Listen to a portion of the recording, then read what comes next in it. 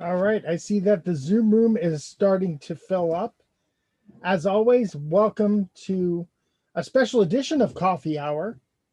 As you join us here on the Zoom, open up your chat box and let us know who you are and where you're from and your Penn State class year.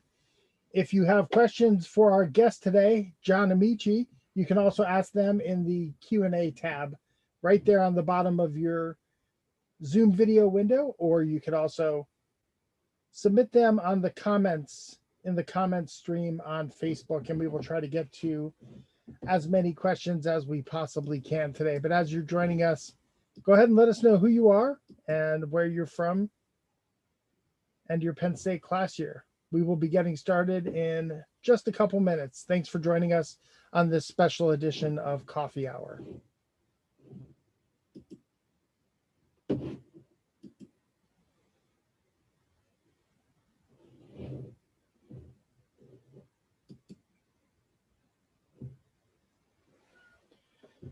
I see Pat and Ed Nicolano from Sea Isle, New Jersey, regulars on our virtual events at the Penn State Alumni Association. Good to see you.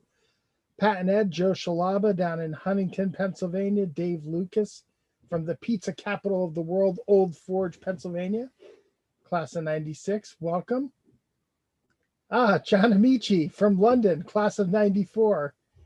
We will be talking to John in just a couple of minutes. Greg Bales, our great colleague down there in Altoona, class of 19. Ruth Brunton, Jersey City. Charlene from Bellefonte. Grant Crampton from Arlington, Virginia. Great to see everybody joining us here for this special edition of Coffee Hour with our guest and organizational psychologist and Penn State legend, John Amaechi. We will be getting started in just a moment.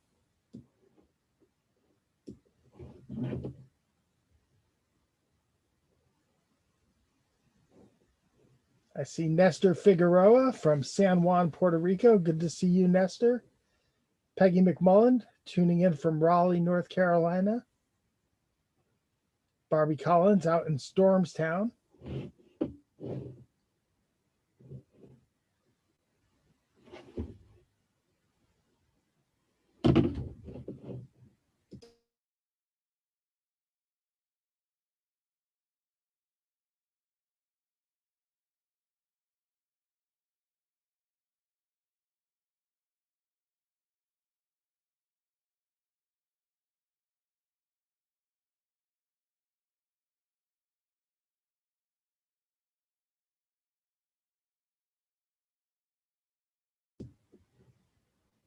All right, we are just waiting for the Zoom room to fill up here before we welcome our guest, John Amaechi. Again, let us know who you are and where you're zooming in from. I see Lucy Uri here in Happy Valley, a colleague out at Donor and Member Services, and Chrissy Snyder from Pennsylvania Furnace, and Chris Adams in State College, class of 1990. Good to see so many familiar names and so many friends. Judy Hall, former Alumni Association colleague and current DDAR colleague, Judy, good to see you there. Tom Roberts, the mayor of Shenango, joining us. Tom, good to see you. And your name here, Jerry Elder Park, and Cheryl Samuels also joining us. Cheryl from the NHS in London, England. Good to see you. Greetings from Toronto, Canada, Cynthia Hamlin, a wonderful longtime Alumni Association volunteer. Good to see you on Coffee Hour as well. We will be getting started in just 1 minute.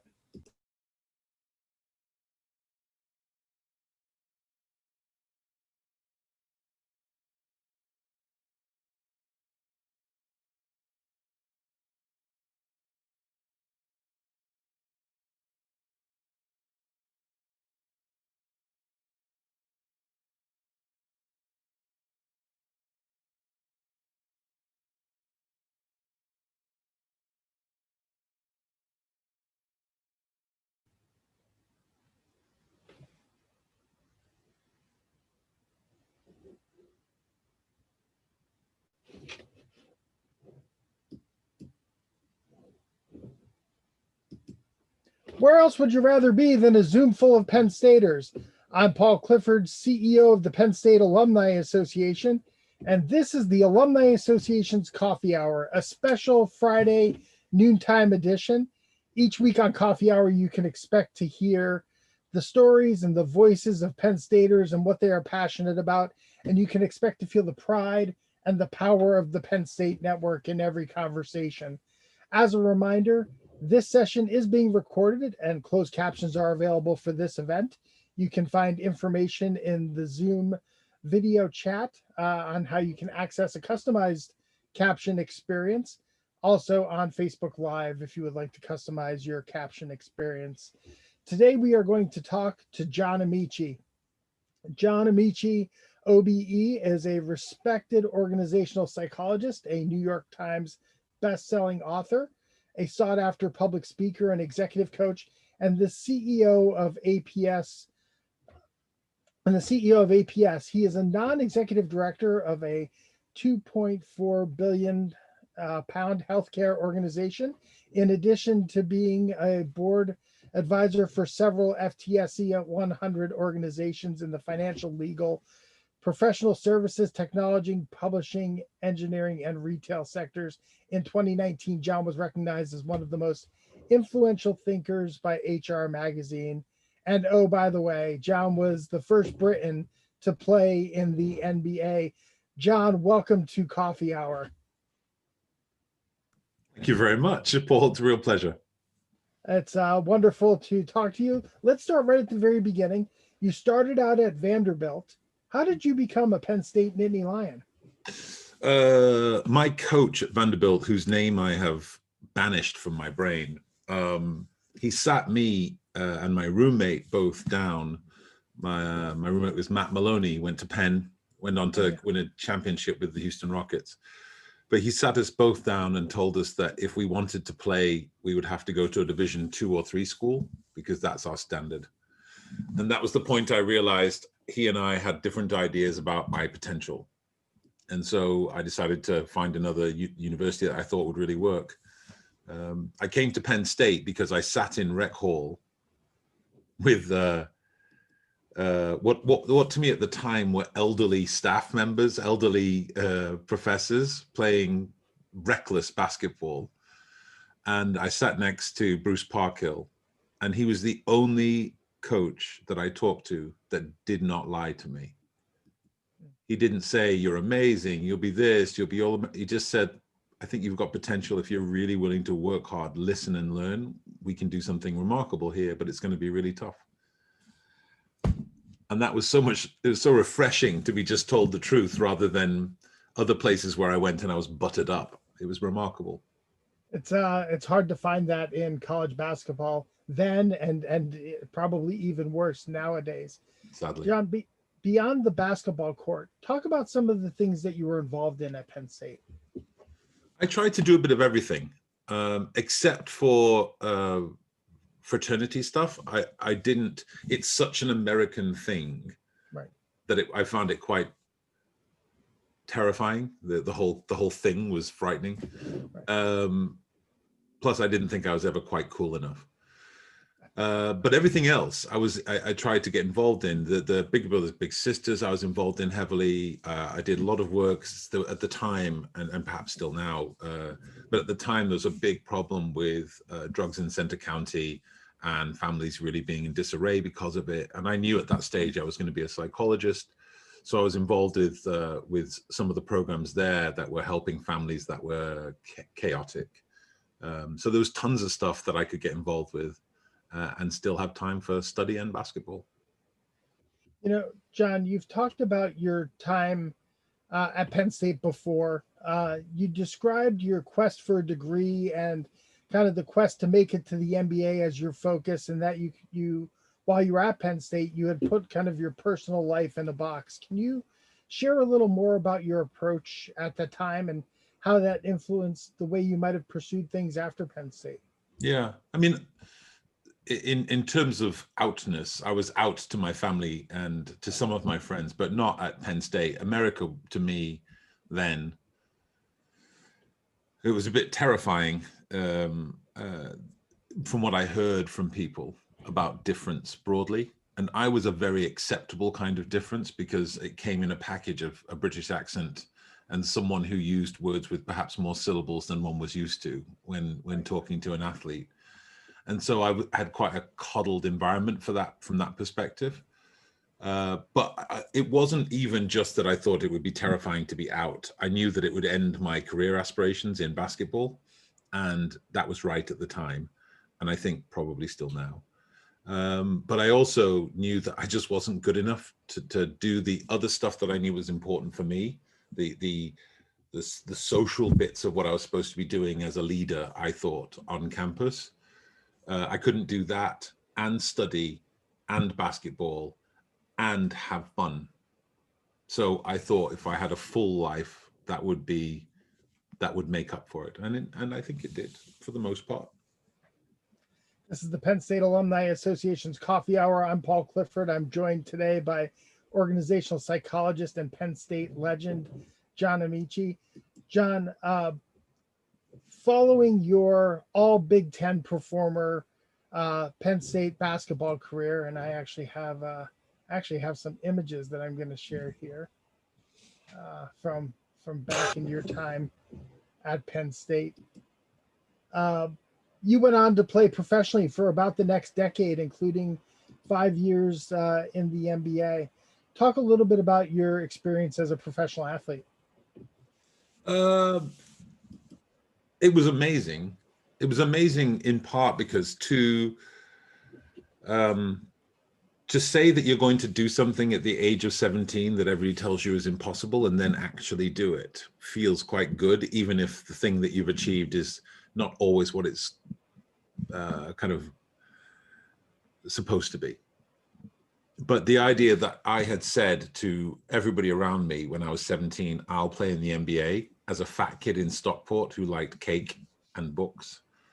I thought I was really quite proud of myself when I walked onto the court in Cleveland and there were laser lights spelling out my name.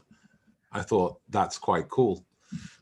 and actually my teammates, there's a lot of them that to this day I'm still in touch with because they were really good guys who I think people did not understand. I think people now think of athletes as a bit more rounded characters, and they imagine that in the 90s, it was just cigar smoking when you won and, I don't know, endless trails of women around all the place. And they were no less rounded back then. Some of the discussions we had on planes at 30,000 feet were remarkable. And some of the friendships I made will be enduring, that's for sure. The basketball itself, people ask me about that, and it's like, I don't have one of those things where I'm like, oh yeah, that game back in 1994 when I did, or 1995 or whatever, when I did such and such. It's like, I put a ball in a hole for a living. How dumb is that? Yeah, it certainly puts it in perspective. I think we know our athletes a lot better today than we did then because of social media, and they let us in, and so we can see the well-rounded people that they are. Right, where back when you were playing, all we saw was the 2 hours that we saw on television and very little in between. It's interesting to me, you think of athletes today and how how many of them now are using their position as a platform to speak out. You took a little bit of a different approach, right? You built the platform. You were towards the end of your career. And then you decided to write your book, The Man in the Middle, and use that platform to come out publicly. Talk about your approach and your decision to do that and why that was the right time for you to do that. You're muted, John. Sorry. That's okay. That's the watchword of 2020, by the way. You're on mute. You're on mute. I was out to my family, my friends, many of my teammates. So it wasn't a question of kind of living this kind of subterranean life. I simply hadn't told the universe. And there were lots of people who I had told, but I was never brilliant. I held on to basketball with the tips of my fingers. I just wasn't physically talented enough. And I think over time, as I got older, my body hurt more, and I didn't want to put in the work every summer to stay ahead of a 22-year-old who could jump out the gym. And so there just came a point where I was like, you know what, how about I just do this basketball thing, then get out, go home and be happy. And then people will know that I'm gay, and they're like, okay, you can ask me questions then. I changed my mind in terms of actually publishing something, because I realized it was important for people to have a consolidated sense of who I was. I wish I'd been better. I wish I'd been good enough that I could have come out and still played, but people aren't privy to many of the conversations I had in Utah when members of that organization found out that I was gay and made it very clear that that wasn't acceptable. And so it just became a very difficult circumstance where you just have to put your life in a box again. But I think when you're 30 and 35, it's a lot more difficult to do that. And I certainly resented it more. But I'm really glad that afterwards I came out, I was able to use my platform. But I think I did use my platform when I was in the league for lots of good things. But yeah, I wish I'd been better. I wish I'd been more talented. And maybe that would have made the calculation a little different. Interesting. You've long been a respected leader in organizational psychology, and well, let me back up here. And ask you. Your late mother was a huge influence on your life. I'm sure she continues to be an influence on your life. But it was early on that you learned that your mother had superpowers. Talk a little bit about that realization for you. So my mother was a doctor, a GP, a general family doctor. And in England, family doctors, when you're sick, very sick, go to your house on visits. And I used to go on visits, and you'd end up sat in a living room with a family while she went upstairs to deal with whoever's sick. And in that living room, I was 7 years old when this was happening, 1977. And I would sit in these living rooms with these distraught families. And I used to tell my mum when we left the house, the air is heavy in here. It's heavy. It's hard to breathe. Even as a 7-year-old, I recognized it. But then she'd come downstairs, and she'd always stand in the doorway of the living room before she walked in.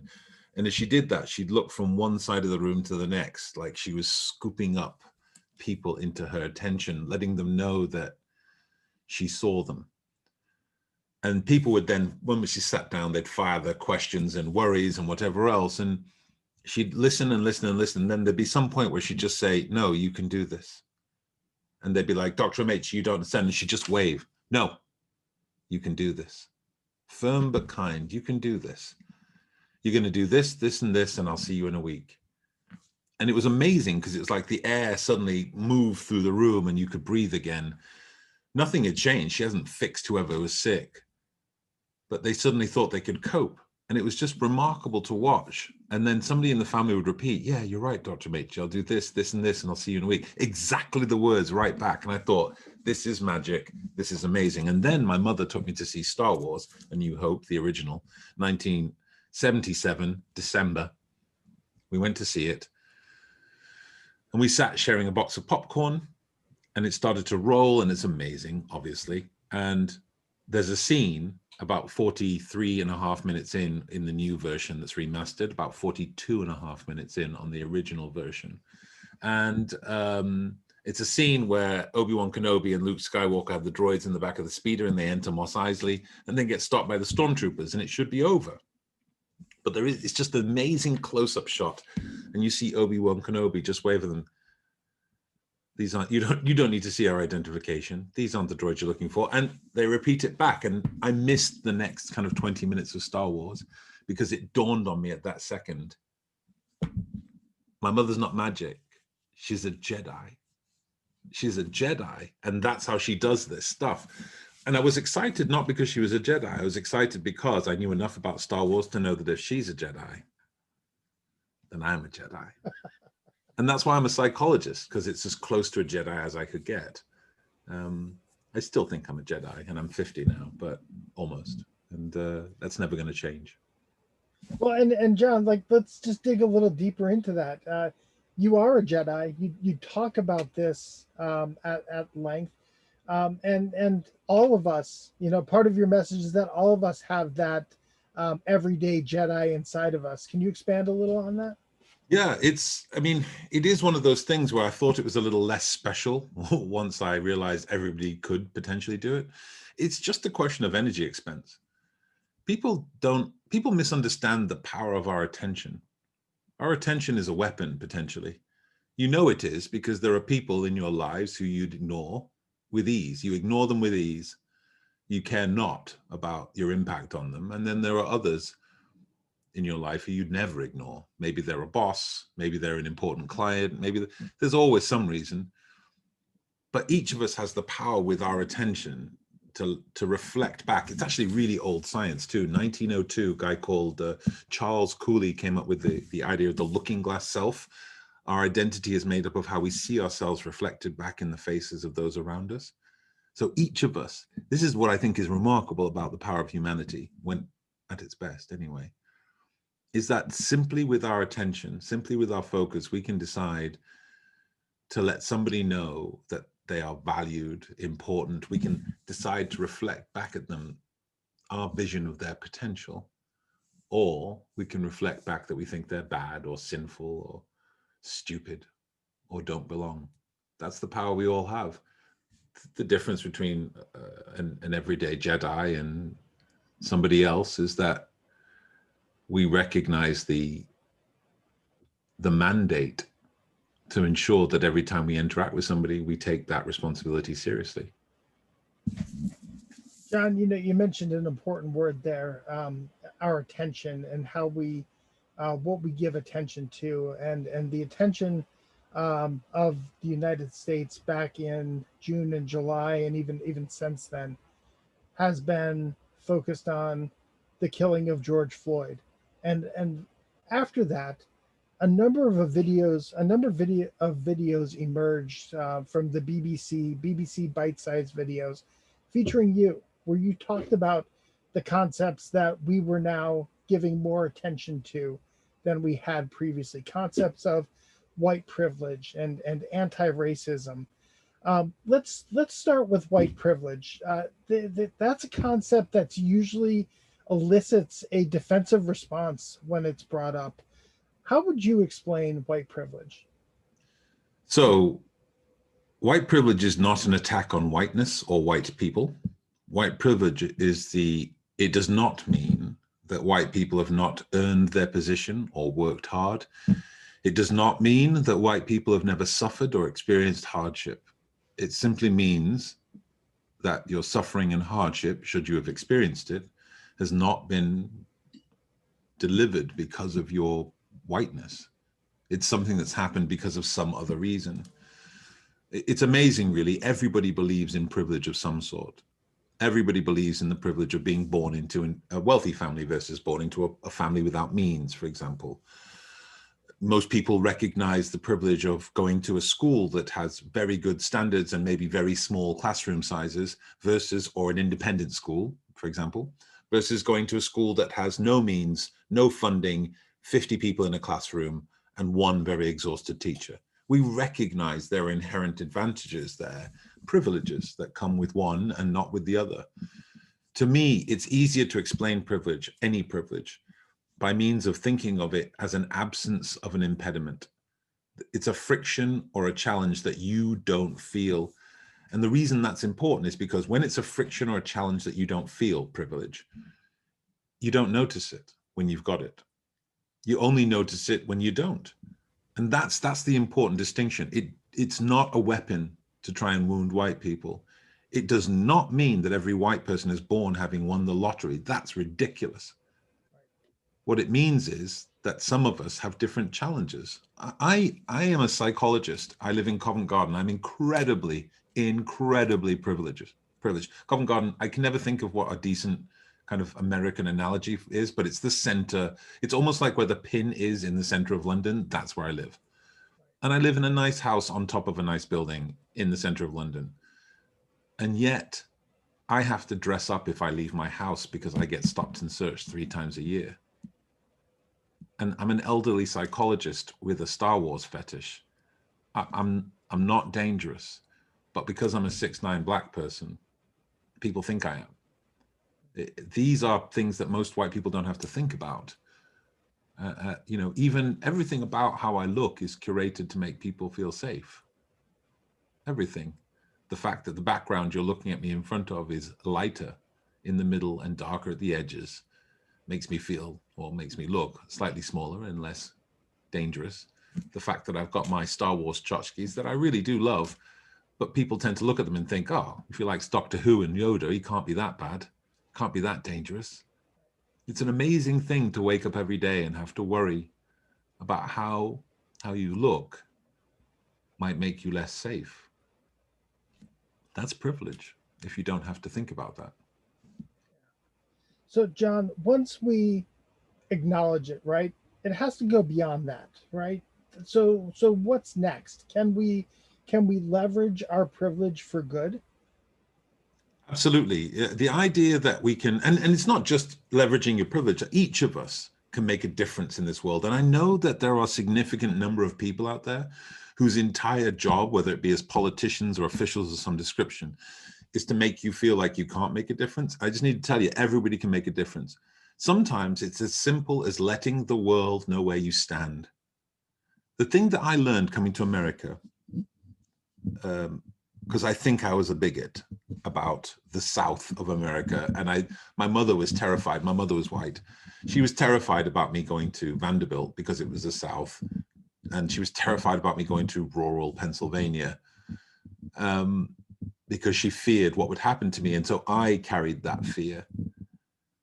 I remember the first time I went out to, I can't remember the name of it, but it's this type Mennonite community.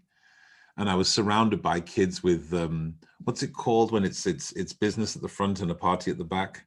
I forget what that's called. The mullet, yes, Mullet, yes. yes. So these little blonde kids with blue eyes with mullets. And I was looking at them and I was thinking, oh my God, each one of these is going to hate me. And they just were adorable. They just cared that I cared. And I suddenly realized how crazy that kind of fear that I had was. And we need that to happen for people. Go out there and tell people what you stand for. Tell them if racism is here and here's the fence, I'm over here. I'm against that. If this is misogyny, I'm against that. Whatever the incivility is, make it clear that you're not just away from it, you're actively against it. And that to me is the key, because most people won't know. Lots of people think I'm a homophobe because I'm a big black person. So they just assume big black person must hate gay people. Surprise for them, right? But sometimes we have to remember that people do jump to judgments. And I know that people will jump to judgments about people who live in Center County. People will jump to judgments about people who've got Bellefonte. There's even that reputation when I was at Penn State. Oh, from Bellefonte.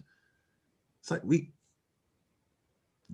just have to stop that. And one of the things you can do to be anti-racist and anti-sexist and anti-misogynist and anti-homophobic is to just make the world know what you stand for. And more importantly, what you won't stand for around you. John, you said something really important there that I want to transition to. And it's not, when we learn about being racist or not being racist, right? It's not about being racist or not, sexist or not, homophobic or not, right? But to be a true ally, the way you talked about it requires action. It is an active, there's activity around that to be a true ally. So can you just dig a little deeper on, that it's really being, it's either racist or anti-racist, which is different than being not racist? Yeah, not racist is not racist is very attractive because it requires no movement, no action, no friction. That analogy I gave you before of racism, fence, anti-racism, not racist is here, sitting with one foot lazily draped in racism, but one foot not actively eschewing, not actively working against racism, just kind of, almost you want to think of yourself as a peacekeeper. There's good people on both sides. Sometimes there aren't. And it is a verb. Allyship is a verb. It's about friction. It's the conflict. It's about conflict, not fighting, not violence, conflict. The conflict of knowing this is my position and that means something to me. So if I have people around me who don't hold that position, who tell that joke about women, about whoever it is, I won't laugh along. I won't join in that. At the very least, I'll make them feel uncomfortable. You know how it is. Somebody tells a bad joke and nobody laughs and it sucks the oxygen out of the room. That's the act of an ally. Intervening in the moment when you hear stuff happening, when people use language around people and it's not appropriate. You intervene in the moment, but you do it with courtesy and you do it with clarity, but you do it with certainty. That's what makes a difference. Yeah, oftentimes it goes back to the concept of being able to have a courageous conversation, right? And people who are adverse to conflict will say, well, look, I'm not going to support that, but I'm not going to actively call it out because I don't like conflict, right? But there's actually some really simple ways to address it without calling people out. Like you explained this beautifully. And I just wonder if you might kind of just dig a little deeper into something happens in a meeting, right? That is out of bounds or uncalled for. What are the tools that someone like me could use in that moment? So I always say the thing you do is you assume good intent. You assume positive intent on the person who's made a faux pas, right? You do this even when you know it's not been done with good intent. Because any conversation that starts with you in your head thinking, I hate you, I just want to punch you right in the face, that conversation is going to go downhill so fast. So think positive intent. Go up to them, and it's those C's, right? Courtesy. Paul, I just need to tell you, you said earlier, clarity. Don't just say you said some wrong stuff, because that's really frustrating. Most of you have got probably either a boss or a partner who gives you really nebulous feedback, and it's so frustrating. What exactly have I not done right is what I want to know. So you give them clear, right? You're courteous, really clear. Paul, when you said this, you may not know it, but that really made a couple of people uncomfortable. That wounds. And then you want commitment. Let's not do that. Let's not make our colleagues feel uncomfortable. I know that it may not be a big deal for you. It may not be a big deal for 5 people in here. But if it's a big deal for one of them, shouldn't we change how we behave? I've got a friend of mine who went to Penn State, actually. He lives in England now. And I remember, can't remember, 10 years ago, he came to me and he said, my name is now this. Mm-hmm. And I remember being so mad. I was like, well, this is rubbish. For 20 years I've known you and you were that, and now you want this? And I just remember thinking how irritated I was.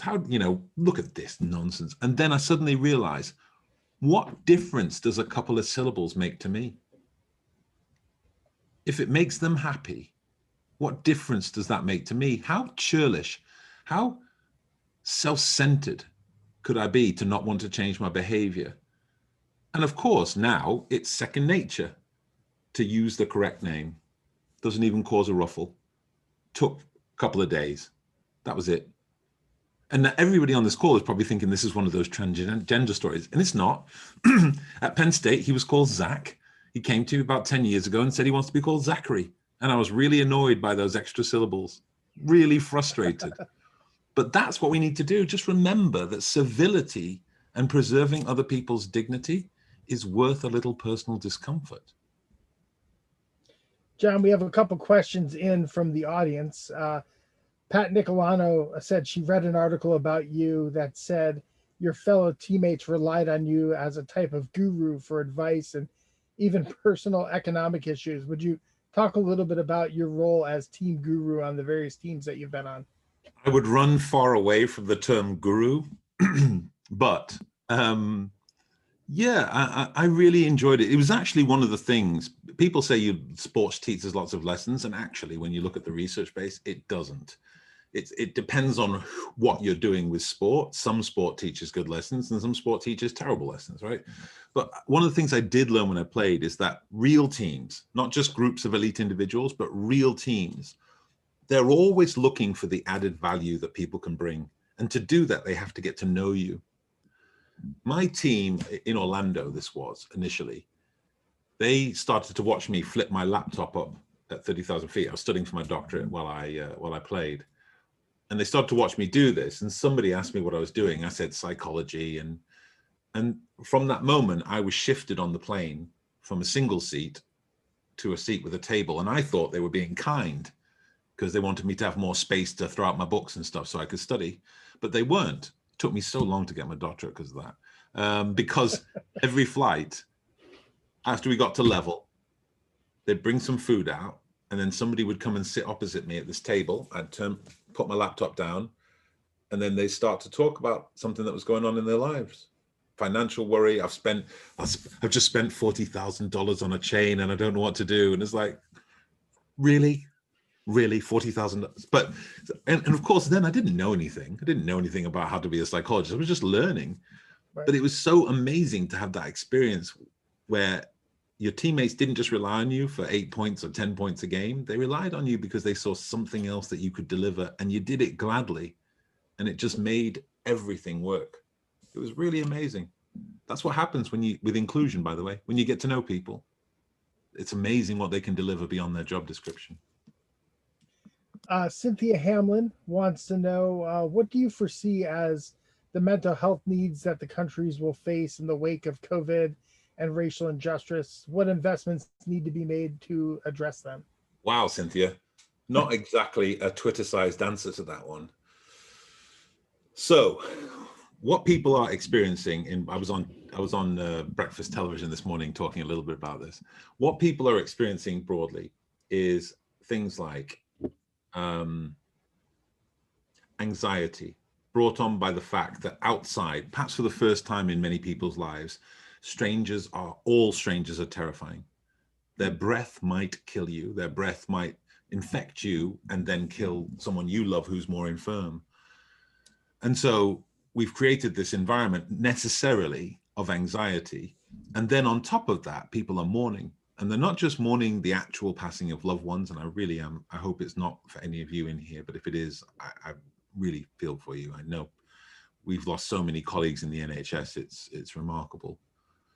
But if mourning that, but not just actual loss of life, mourning a loss of a way of life.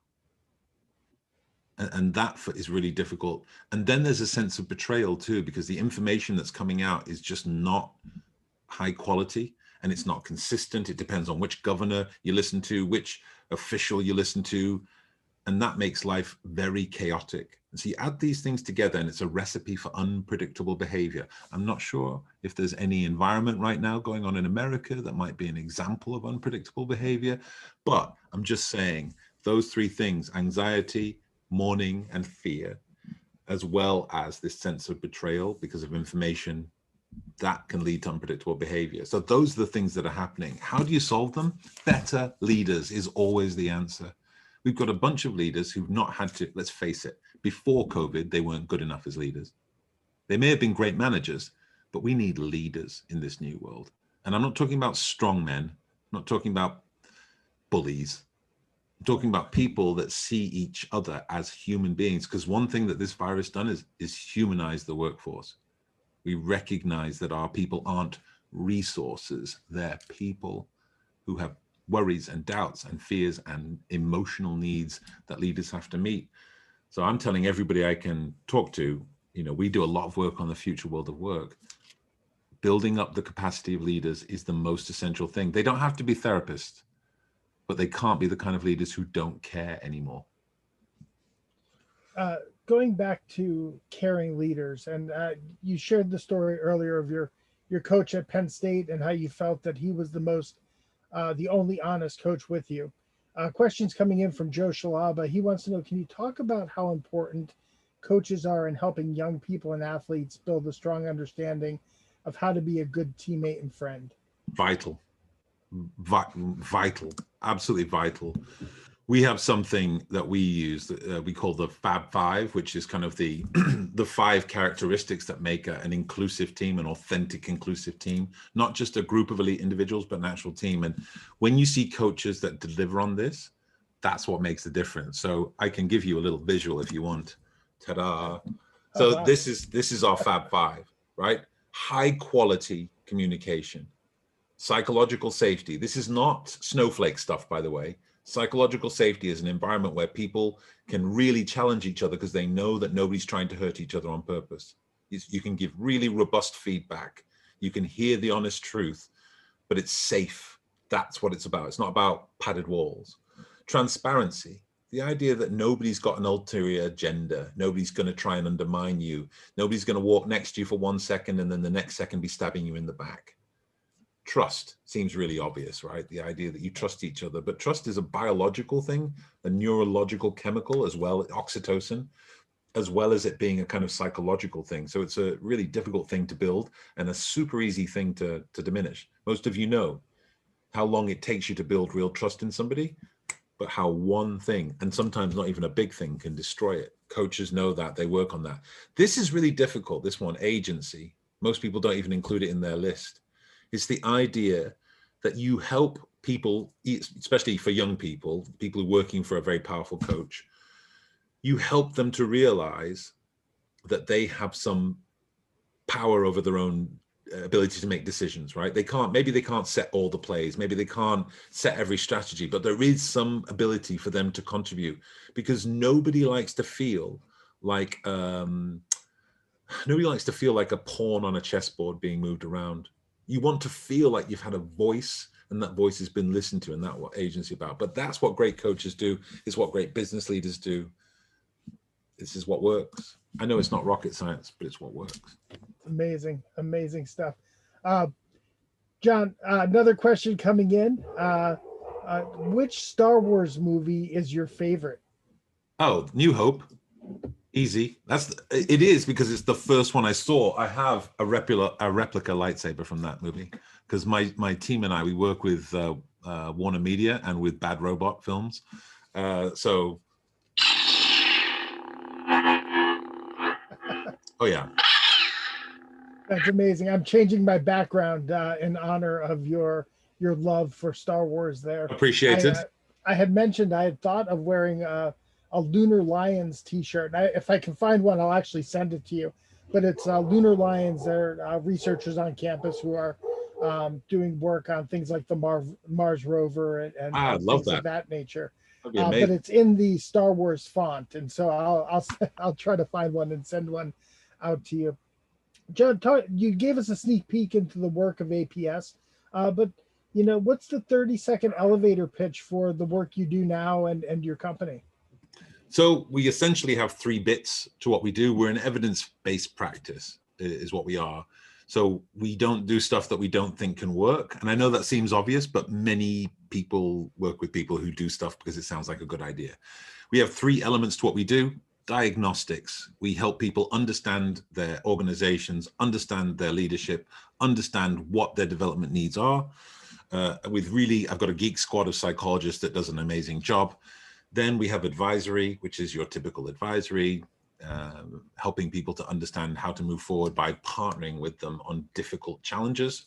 And then we have L&D, your classic kind of workshops and trainings and speeches and things like that. So those 3 things we don't try and stretch above and beyond what we do well, but we've created some partnerships with people who do other stuff really well. And I think this is the key in the future world of work. You need people who are willing to partner with you, give you the real answers, not the answers you want to hear, but also give you some solutions with them.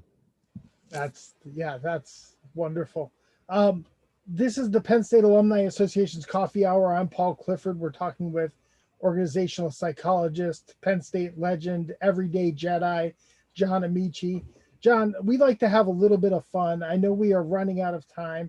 If there are still other questions that people would like to ask, drop them in the Q&A box. I'll try to ask them towards the end, but let's have a little bit of fun here. And go to what we call our lightning round. So your favorite Penn State memory? Um, it was after one of my worst. We lost Indiana, very important game. We were screwed. I remember it. Sam Licklight, I forget his name, but the referee got us. He got us. And the next day on campus, it was amazing. The emotional literacy of people as I'm walking between classes. Nobody kind of yelled. They just came over, and every once in a while, you'd find someone with the hand on your shoulder. That's it. They were devastated. They'd lost too. We'd lost together. And I just thought, what an amazing thing to be bonded by Penn State in such a way that my pain was their pain. It was lovely. Your favorite class at Penn State? Astronomy. I know that's odd. I know this is a lightning round, but can I just clarify? Yes, it's because when I got to Penn State, I came from England, and our system of education is that if you're doing psychology, you do psychology. So I came to America thinking all this other stuff is pointless. I did this astrology class, astronomy class, not astrology. I'm a scientist. Astronomy class, and I suddenly realized that there's something gainful about just learning something interesting that isn't your core interest. It was really important. Man U or Man City? My brother-in-law is a Man United fan, therefore I have no choice, but I haven't been to a football game since 1976. Oh, wow. Okay. Your favorite spot on campus? There's a spot by the Forum. I don't think it's there anymore, but there used to be a little garden by the Forum, and my mum passed away while I was at Penn State. And I used to get up very early in the morning and just go sit in this garden and listen to Alita Adams. She has a song called Get Here that I used to listen to and think about my mom. How about your favorite building on campus? I think probably because of that, it has to be the Forum, though not the inside of it. Yeah.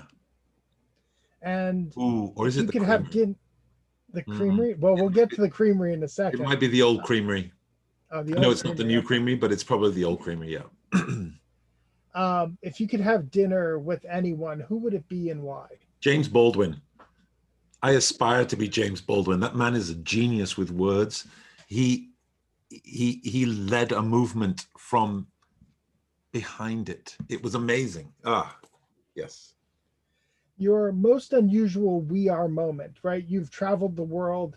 Where was the place that you heard or ran into a Penn Stater where it was completely unexpected? No. Penn State doesn't get to do that question anymore. Penn State doesn't get to pretend that it knows that you can't go anywhere without somebody yelling, "We are." Every single week, somebody does it. Either even now in a chat, or they'll just unmute themselves to yell, "We are," everywhere. It's brilliant. Your favorite Penn State sport? Let's say besides basketball. Maybe volleyball. Sport. Easily, if it's besides basketball, then it's volleyball, because Salima Davidson was a good friend of mine. She was amazing. We just had Salima on one of these virtual events. We call it Football Letter Live, where we talk about football. But she was, as you were, one of the top 100 athletes in Penn State history, and so we had Salima come on and talk about her wonderful career on the volleyball court and afterward. Amazing. Your favorite Penn State, your favorite flavor of Creamery ice cream? Oh, peanut butter cup. Peanut butter. Excellent. Of course. There's no other choice, right? I should leave for now. We have one other question that's come in. John, wondering what you think the need to pivot with regards to using social media platforms to take action, initiate the conflict that you've referenced. This is coming in from Grant, and maybe even a commentary on social media platforms and kind of regulating hate speech. I know that has been a topic that has been in the media. So I'll answer Grant's first, and then I'll pivot to that. I think in terms of, so I think optical allyship is important, right? That's what I call that, optical allyship, a black square on Instagram, a hashtag on Twitter. I am on Twitter extensively, too much. And my team is on Instagram and LinkedIn on my behalf. And so we post a lot. We do a lot of videos right now because I think it's I'm trying to be a voice of reason. And more than that, I know that people are wounded and hurting right now, and not just Black people because of Black Lives Matter, but all of you. This isn't a ridiculous time where sometimes you just need to hear someone with a reasonably sonorous voice tell you this is maybe how we can better. You're going to do this and this and this, and I'll see you in a week. And that's what I want to use social media for. I hope that you will each recognize that you amplifying the voices of people saying smart, clever things on social media is a part of the solution. You blocking and muting people who use their platform to say vile and disgusting things, that's part of the solution. But I would also say to you that remember that you need to take a break, just like we need holidays. I know America is not big on holidays, but you need holidays, and more than 10 days of it. You need holidays. And so I'm really big on advising people on social media diets. So don't pretend you're not going to go on. But I think what happens, especially when you're at home, you can find yourself drifting back to Twitter because the notification's on. And I love it when I just turn my notifications off. And today is a day when notifications are off. I know I'm not going to see stuff, but after the first hour, I've forgotten. And it gives me a day of focus on other stuff, a day to not have to get angry at some troll who's probably a Russian bot. And that helps my mental health a lot. Well, John, we are up on our time here on Coffee Hour. So grateful for the time that you have spent with us. Your life has swelled thy fame of dear old state, and for that we're truly grateful. So thank you for allowing us to share your story on Coffee Hour. It's a real pleasure. And I have to just admit to you all, by the way, that I know it's coffee hour, but it's coming up to, I think, 6 o'clock here. So I'm on wine. Well, cheers. And hi, Nancy. I see Nancy Pope. Hi, Nancy. And I want to thank everybody for tuning in and joining us on a special edition of Coffee Hour. We hope that you enjoyed our conversation today with John Amaechi. If you're a member of the Alumni Association, thank you so much for your support. If you're not, go on to our website, alumni.psu.edu, and you too can become a member of the world's largest alumni association. Thank you for all you do for the university, for the glory, and for the future. We are